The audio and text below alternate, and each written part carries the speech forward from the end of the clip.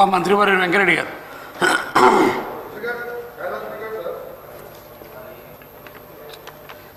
గౌరవ ఇప్పుడే మా సోదరుడు గౌరవ శాసనసభ్యులు వీరేశం గారు చెప్పినట్టు ఈరోజు ప్రజాప్రతినిధులుగా మనం ప్రజల కోసం పాటుపడాల్సిన బాధ్యత మనందరి మీద ఉన్నది. ఈరోజు చరిత్రలో నిలిచిపోయే రోజు 90% మంది బడుగు బలహీన వర్గాలకు సంబంధించిన ఒకవైపు చర్చతో పాటు 1 సంవత్సరం లోపే దీని కార్యరూపం దాల్చి ఈరోజు ముఖ్యమంత్రి గారు ప్రవేశపెట్టిన సందర్భంలో బీసీలకు సంబంధించి కానీ ఒకవైపు దశాబ్దాలుగా ఆరాటంతో పోరాటం చేసి ఆత్మహత్యలు చేసుకొని ఎంతోమంది చనిపోయిన ఏబిసిడి వర్గీకరణ మీద చర్చ జరుపుతుంటే ఈరోజు వీళ్ళు 90% మందికి తెలంగాణ ప్రజలకు సంబంధించిన విషయం.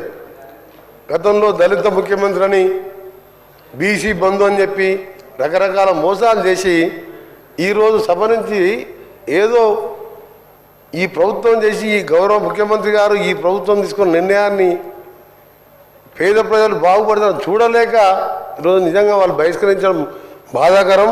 మా సభ్యులు వీరేశం గారు చెప్పినట్టు ఈరోజు ప్రతిపక్ష నాయకులు ముఖ్యంగా అందరూ కూడా తెలంగాణ ప్రజలకు మీ ద్వారా ఈ సభ ద్వారా మీరందరూ కూడా గమనించాలి.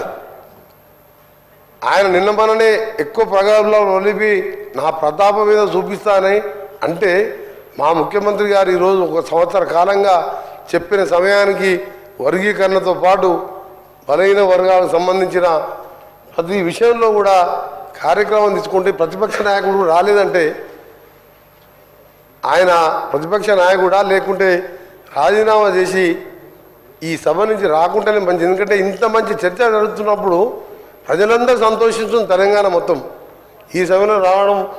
అలాగే బీసీల పేరు మీద మాకు అవకాశం అని చెప్పి వాకౌట్ చేయడం కూడా ఖండిస్తున్నాం అధ్యక్ష.